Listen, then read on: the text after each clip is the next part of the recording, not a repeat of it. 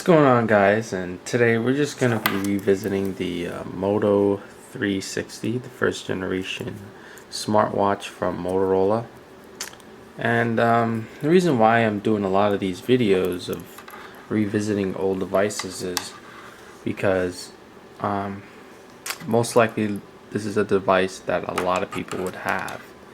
Um, you know, taking into consideration if they don't upgrade every single time a watch comes out, which is, I feel, very few people do that, and therefore I'm one of them. So I just wanted to make a review for people who um, is looking into getting one of these, or maybe thinking of getting the newer ones, and I'll point out all the shortcomings of this one, and you can base that on the new generation smartwatches that are out today. But today we're looking at the Moto 360 first generation smartwatch. So far, I'm just gonna tell you how it's been for me, and you know, on daily usage, and if I experience any problems with it. And overall, I'm pretty satisfied with this device. Um, would I ever upgrade to the Moto second gen, Moto 360 second gen? The answer is no, because the only main difference between the older model of the 360 and a new one is the screen resolution, battery life, and faster processor. Well, the processor in this is just as good enough. Um, Battery life is excellent. I can go through a full day on, moderate to heavy usage of this watch and still walk home with enough juice where I can just throw it on the charger and it charges up and it's ready to go in about 30 minutes.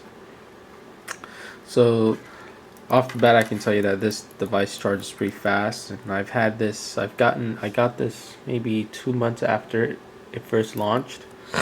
So I've been using it ever since that day, and you can tell because I have a lot of wear and tear on it, and I've dinged it up a couple of times. I don't know if you can see, but I have a screen protector on here. But it's been beat up a little bit, which is a good thing because I I use it a lot. And overall, it's a good device. If you want to get yourself started in a cheap smartwatch, I'd recommend getting this one first, because all of the new ones now, it's just basically a internals upgrade, little small details on the outside, which isn't too much of a big deal. Um, the Moto series is the #1 smartwatch series I would recommend for anyone who's getting a watch. Unless you want to get an Apple Watch, that's another thing. But I'd say stick with the Motorola when it comes to the watches, because they're pretty plain. Even though for right now there's no skins on Android Wear yet. I feel if you were to give Samsung enough time, they would have skins. Well, they already have skins on theirs, their Gear S series and everything, but this is not about Samsung. But I'd recommend this watch. It's very fast and fluid. The only problems I had with this watch is connection issues to my Nexus device, and sometimes there would be a cloud that shows up, kind of like where this number 15 is, a cloud that will show up saying it's not connected. Even though I have the Bluetooth on and everything's ready to go, it has a lot of problems with that. But other than that, once it stays connected, it's connected and it stays connected. Most times it's when I leave my watch here and I take my phone and it gets disconnected, and when I come back sometimes it gives me a little problem connecting back, but that's not a big deal. All you gotta do is just disconnect it entirely, then reconnect it. But again, sometimes that may be an inconvenience because you want to just put on your watch, connect it one time, don't gotta do anything. It's just understandable, and that's the way it should be. But I don't know if that has changed on the Moto 362, the second generation. But that is one little problem. Let me try and get this up again. Okay. Alright.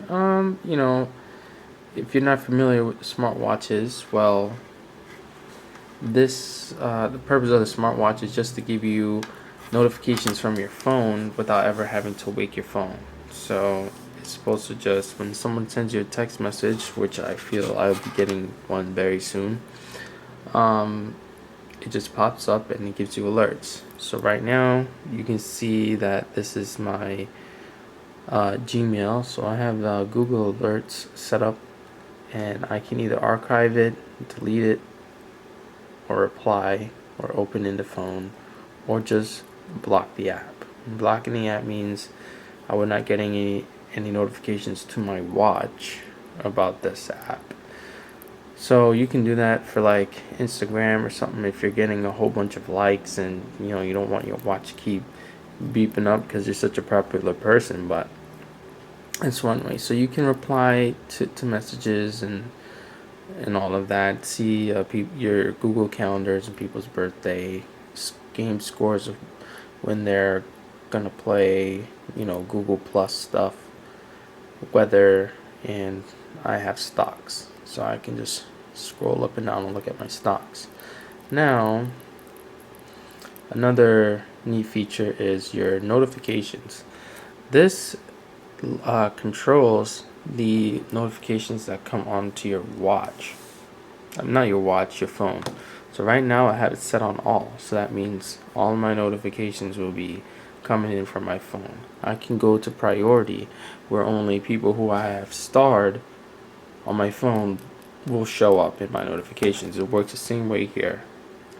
So here right now, I don't know why the do not disturb button is, this focus is on right there. I don't know why it's on.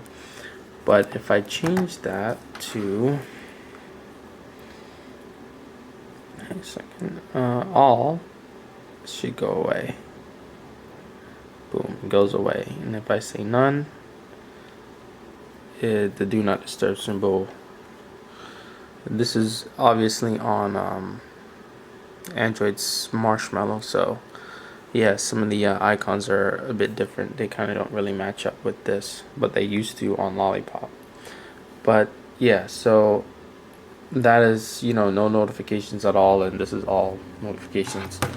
So swiping through the menus, you can see theater mode, which is, you just saw me playing around with it. It will only wake up when you push the button. Brightness, can boost it up, and then you have all of your settings. So here you can adjust the brightness, change the font size, the watch face. There goes my message. There we go. See, so when you get a message, it pops up just like that. Wi-Fi. Now you can connect this to Wi-Fi with the last update for Moto. Other Bluetooth devices and ambient screen, wrist gestures, like shaking it to, scroll up and down or close things. Airplane mode, accessibility, lock screen. You can put a lock screen on it, an automatic lock screen. Now this might sound stupid to have a lock screen on a watch, but I kind of keep it on mine because when I put it away or put it down, when it's charging, or if I just take it off to do something, it automatically locks because it detects that it's not on my wrist, which is pretty good. Just in case anyone ever thought about taking it from me. So here you can see the the versions of Moto 360, all the build numbers, connection, regulatory stuff. So that's that. So with the notifications, you can just swipe them away when you're done, right here, or you can undo that if you did it by mistake. So here I have messages from my friend here, and I can reply to him. What is he saying? I plan on too much explaining solution. Okay, so I can view the conversation, open on the phone, or block it. You know, so much to finish explaining. Yeah. Well, yeah. Anyways, so here you can, if you notice that I just swiped from the left, I mean the right to the left, and you can see all of the apps. So now they have this Find My Phone feature on Android Wear, which I find to be very, very useful, because you can just hit it and it will connect to your phone and actually ring it, so you can find it. So then I can stop that because I have a ringtone. I want this video to get moved. But yeah, you can find your phone and check out the settings, the weather, agenda, you know, little things like that. Amazon, Google Fit. You know, I'm pretty sure all of you have already heard about all of these. And yeah, just little watch stuff. You can also control music, which I won't play because copyright issues. Heart rate monitor, Moto heart rate, Moto this, Moto that, Google Keep, all these little neat features here. Let me try to do Google Keep here to show you guys a function of the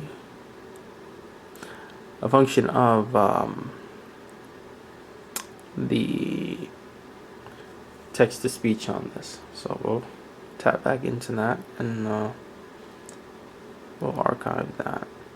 Made a mistake. Alright, now we'll add a note. Remind me to take out the trash at 8 o'clock tomorrow. So it works pretty well and it's pretty accurate. So here it is. Remind me to take out the trash at 8 o'clock tomorrow. And then you can open it on your phone, you know, pop up on your phone, which is pretty neat. So I don't know about these Domino's app. I've never used Domino's here to order pizza. So this right here is new to me.